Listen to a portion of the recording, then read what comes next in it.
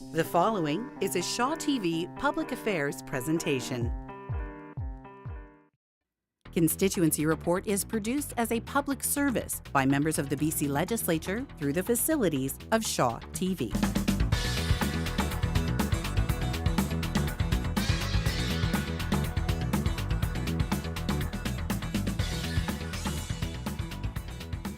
Hello and welcome to Constituency Report. I'm Tracy Grimsrud. Very pleased to welcome Mike Bernier to the studio today. He is MLA for Peace River South. Welcome, Mike. How are thanks, Tracy. Oh, excited to be here again. Yeah, great to have you here. And we should mention your other role as well, Grandpa. And judging from our first photo here, looks like he's adopted your rocker roots. Yeah, well, it's actually probably one of my most important roles, I'd say, most exciting roles in life right now.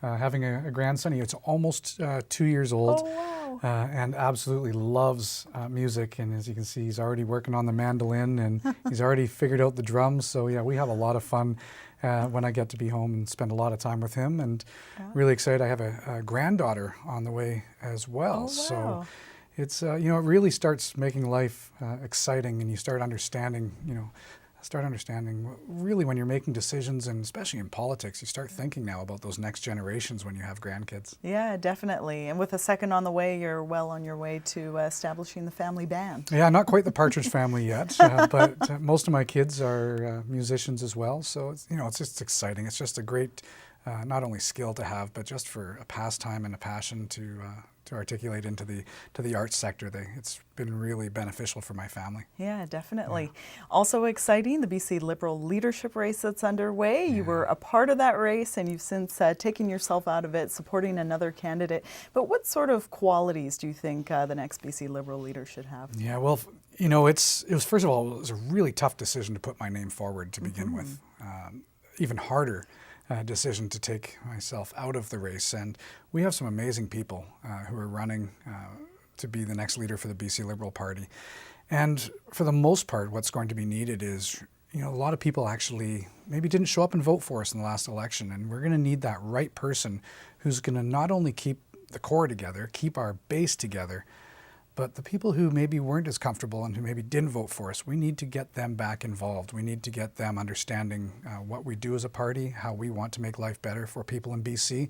And so the next leader is really going to have to connect right across British Columbia, urban, rural, inside caucus and outside. So it's not going to be an easy job, and I'm just excited by the caliber of people who have put their names forward.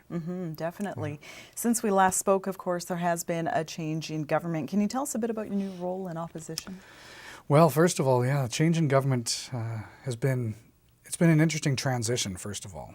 Being in cabinet before and being in government to now being in opposition as the former education minister, but now I'm the health critic in opposition. So it's a massive portfolio. There's a lot to learn, a lot of stakeholders, and a lot of issues. Healthcare is one of those ones, similar to education, that really touches everybody in some way. And so it's been really exciting to work through that, to work with my colleague Joan Isaacs, who's also helping out with that file. And it's really about getting out right now and connecting. We have one of the best healthcare systems nationally. So we like to talk about that, but there's so many improvements we can still make that we need to work on. Definitely. And being in opposition doesn't change anything as far as serving your constituents is concerned, right? Well, not completely, but in some aspects it does, because I can tell you, when being in government before, when you could actually just very readily talk to a minister of the Crown and get an answer from them or their staff the same day, we still work really hard in opposition to represent our constituents. That's our number one goal as MLAs, obviously. Sometimes it takes a little longer than expected to get an answer, but it doesn't take away from the fact that our goal is still to make positive change to help people.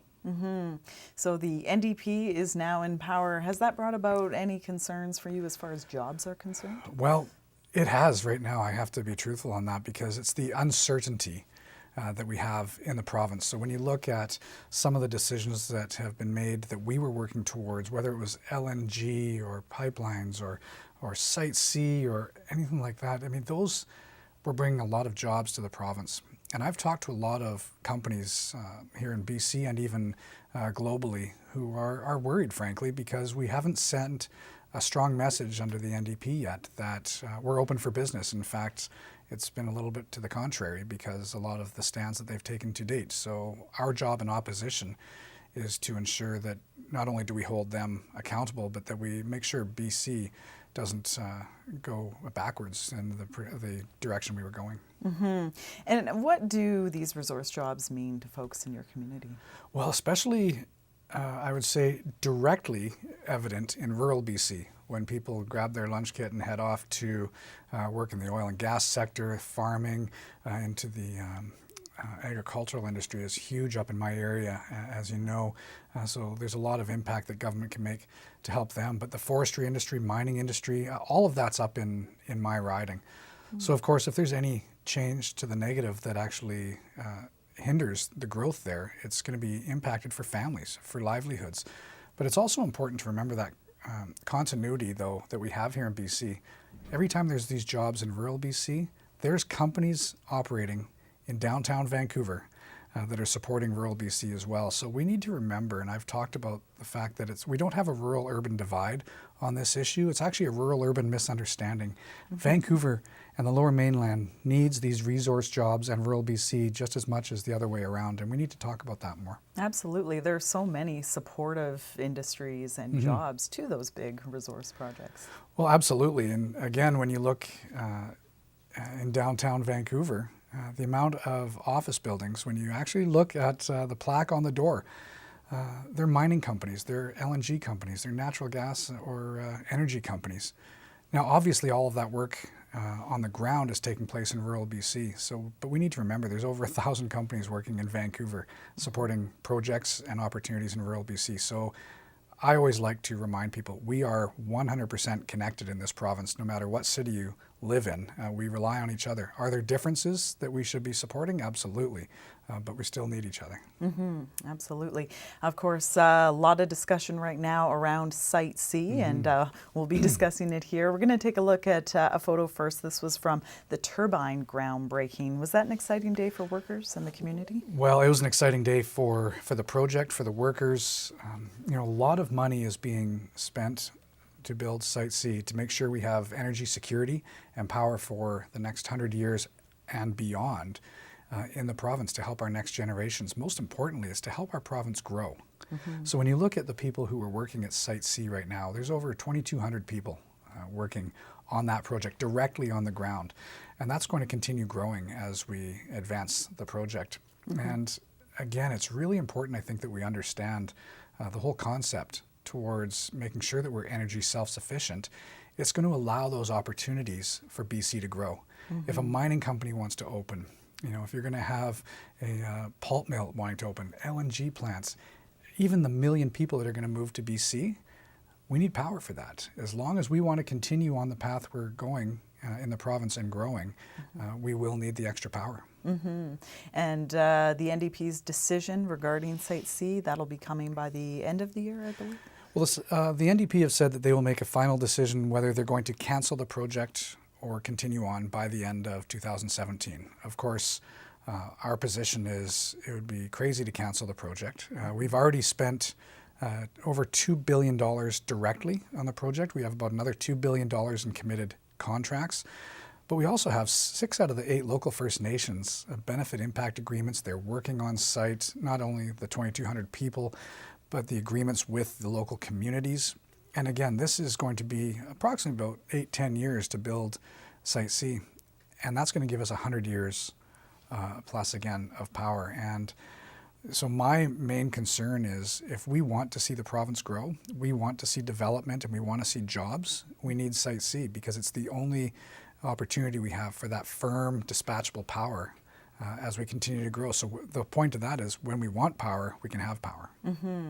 And of course, this type of uncertainty around the project, around all of the jobs tied to it, are you hearing, a lot of uncertainty from people in your riding and your colleagues' riding as well in Peace River North? Well, it's actually right across BC. When I talk to MLAs and right across the province, or when I talk to even just families, it's a concern that they're all sharing with me is that we have a project that is meant to benefit British Columbia. And when we have a government who's sending a message of will we, won't we, without that certainty of whether the project's going to go forward. Companies are saying, well, do I bid on jobs? Do I even bother sending people to work? Are they going to be working in a month? That uncertainty is really unfortunate, especially when you think at the end of the year, we're going to have families being told at Christmas time whether they have a job going forward. So that is obviously something that we're worried about, and definitely are pushing as opposition to make sure the NDP make the right decision for the future of the province. Well, in the legislature, each ministry's budget estimates get debated, and you recently got to question the new NDP Minister of Energy and Mines. I know lots of interesting things came out of that, but I hear she stood up and said she's now in favor of LNG after repeated comments to the contrary from her, from members of her party, their leader. What do you make of that? Well, it was confusing to be honest, because that was one of the things that I asked to the minister when she stood up and said that she was now in favor. How she was talking about how great LNG was, the opportunities and the jobs in the province, the opportunities to help coal-fired power generation plants overseas convert to cleaner LNG.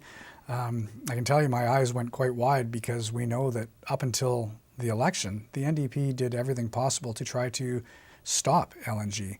In fact, they criticized us right through the election that it was a pipe dream, it was never going to happen, they didn't support it.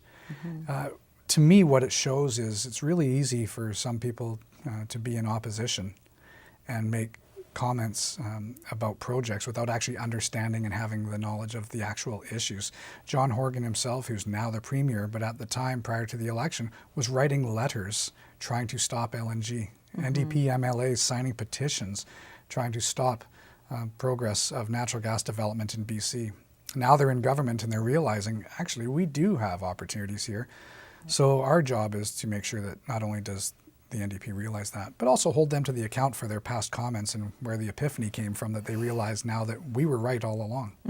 Absolutely. And when it comes to these types of projects that we've discussed, do you think more education needs to be done as far as explaining what resource extraction provides to people? Well, absolutely. And I think not only can government do a better job, but companies themselves, I think, can do some collaboration with government to try to get that message out there. And when you look at Site C, for instance, and the opportunities we have there, we want to be energy self-sufficient. The last thing we want is what other jurisdictions have, where they're trying to get off of coal or nuclear or natural gas power generation, and then they have brownouts because they don't have enough power, or they have to stop development because they're running out. When you look at the work that we do right now in the province around LNG and natural gas and the extraction, it's unfortunate, and we need to do a better job, because it's typically, it seems, the majority of the people who speak against projects like this are actually the ones that are actually not involved, not geographically located close to it. And I think that really is because of a lack of understanding of not only the projects, but the benefits that come from them. Moving on to healthcare, I wanted to ask about the Dawson Creek Hospital expansion. What's the status of that project? Yeah, well, that's one as the local MLA that I've been working on even back in the day when I was mayor.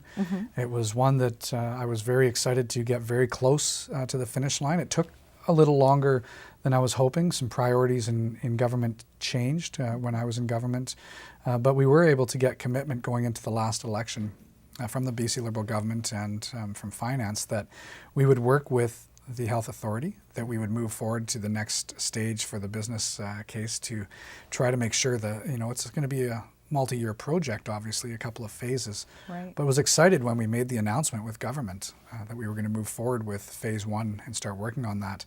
So now, unfortunately, with the change of government, it's trying to work with the NDP, who now have their own priorities, to make sure I do my job to try to keep it on the radar as best as I can, because it's needed. Everybody knows that it's needed. The new health minister has also acknowledged that the work needs to happen. It's just where it fits into their priority and budget now. So my job as an MLA is to not give up and keep advocating for it. Definitely. And we're going to take a short break and come back to discuss some of the other priorities that MLA Mike Bernier is working on. First, grab a pen and paper. We'll put up contact information for him, and we'll be back to chat much more right after the break.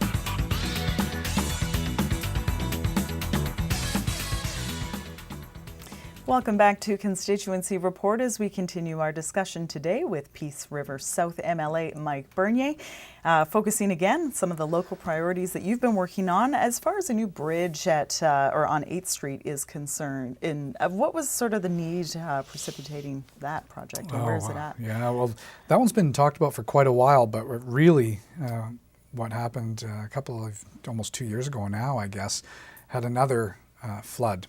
You know, it's funny that we end up calling them once in a 100-year occurrence, and we've had 2 or 3 of them in the last 7 years. So it's one of those issues that needs to be addressed, because 8th Street is now the final blockage point, if you want to call it that, on the Dawson Creek.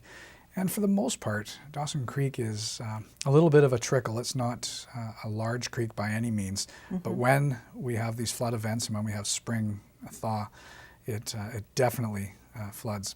And the last thing we need is to have the blockage that we have, and it backs up and then floods homes. And so I've worked closely with Ministry of Transportation, and we're making sure that after that flood, we've made decisions to move forward to replace it with a bridge. Shortly after the flood, Premier Christy Clark at the time came up and she saw it firsthand, and she said, absolutely, we need to replace this with a bridge. And so, again, that's one of my priorities. I'm working closely with Ministry of Transportation to make sure that we get that, make it come to fruition.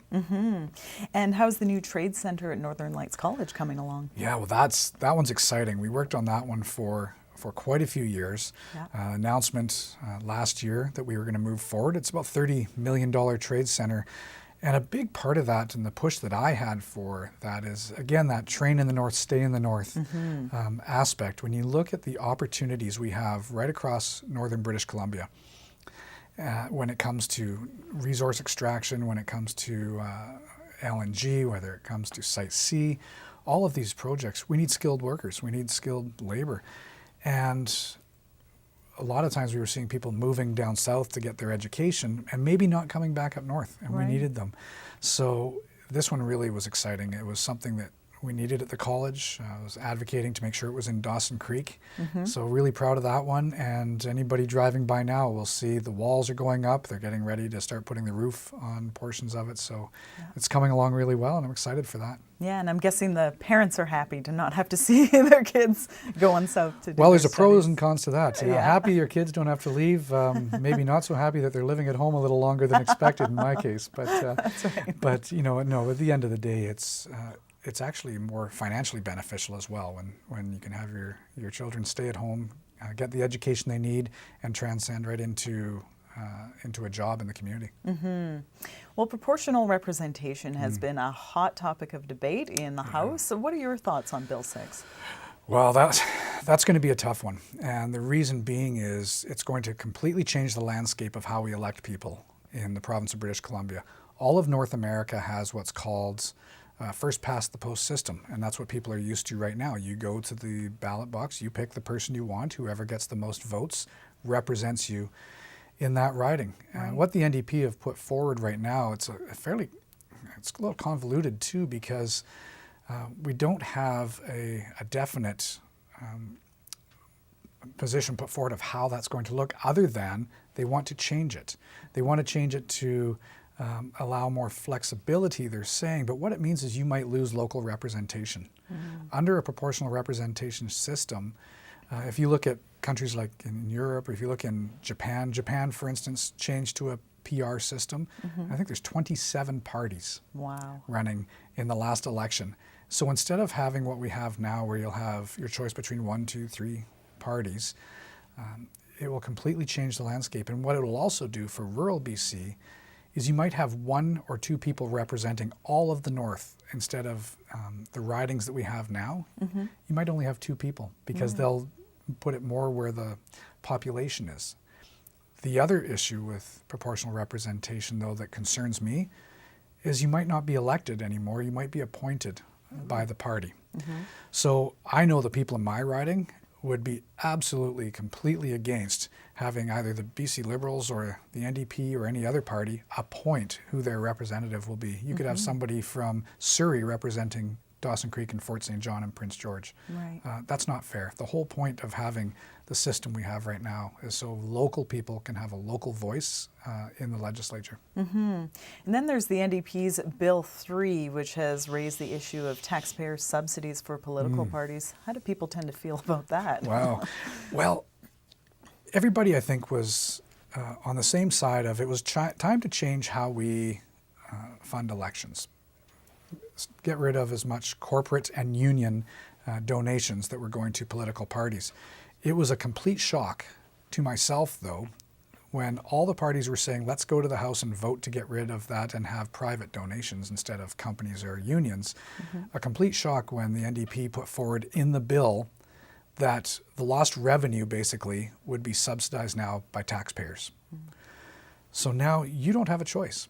Whether you support me, my party, or somebody else's party, your tax dollars are going to go to support the Green Party, the NDP, or the BC Liberals.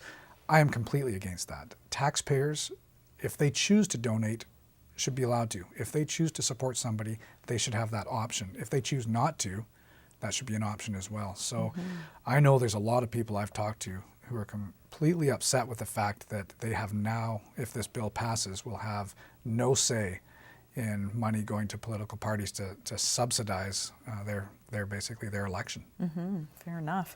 Well, this next topic is pretty cool. I hear there have been some more fossil finds in the South Beast. Tell us more. You know, we are so lucky up in our area, and the opportunities we'll have specifically around tourism, the paleontological finds that we have in around mostly Tumbler Ridge, but we're seeing some around Hudson's Hope, and I believe the picture being shown is actually by the Hudson's Hope find, a huge trackway, one of the largest found globally. We have some of the largest fossil finds and intact fossil finds anywhere in the world. And it's an interesting scenario that you find yourself in when some of the largest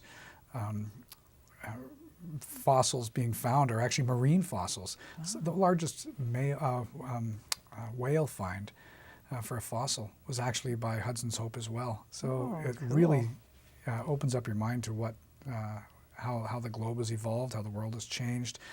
But again, from a local perspective, the tourism opportunities to get that message out there to say, you know, you got to come up and see what we have, because it really, I know, makes everybody feel like a big kid when you when you get to actually put your foot in or your hand in a dinosaur print that's actually right there in the rocks right in front of you. Yeah, that is awesome. I wanted to ask about a notable constituent, Larry White. He was recently awarded a Medal of Good Citizenship. Tell us about his contributions. Well, Larry White's just an amazing individual. I had the pleasure of not only knowing him for a long time, but working directly with him. He's a former mayor for Tumbler Ridge, first recipient actually of this medal in my riding. Well deserved. Larry is just one of those guys, just an amazing volunteer, passionate person when it came to helping and working with people in his community as mayor, but then as a volunteer outside of that. And he's still around helping out, and you know, I couldn't think of anybody to be more deserving than Larry for that. You attended the recent Fall Fair, which I hear is approaching its 100th anniversary. A great local event. Oh, it's our staple event, I would say, in the South Peace and really in the Peace region. We're only a couple of years away of its from the 100th anniversary for the Fall Fair, and we are part of the professional circuit when it comes to the Stampede, when it comes to the chuck wagons. So it's so exciting for me because I've been to the Calgary Stampede, and everybody talks about the Calgary Stampede.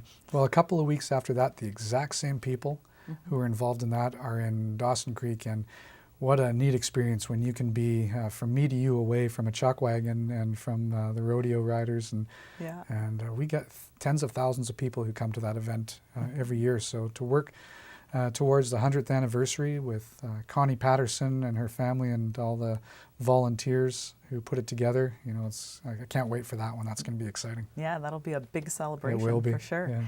And it's hard to believe, but the holiday season is approaching, and that means the big Christmas light up here at the legislature. That's a fun one, isn't it? It is. It's wow. It's amazing how time flies, which also means the Christmas tree light up in the South Peace and Dawson Creek, and the ones in the other communities will all be happening. So looking forward to getting home for those. But the one in the legislature is exciting. So I encourage anybody, if they come to Victoria over the Christmas season, to stop by. It's an amazing tree that they put in. It just really changes the dynamics in the rotunda, but Yeah. it makes it really festive and makes it exciting as well. Yeah, and that, of course, marks the end of the fall legislative session as well. And it's been a pretty busy session and always a balancing act between what's happening in Victoria and in the riding, isn't it? It is. When you're in session, it's been a long fall session trying to work through some of the issues.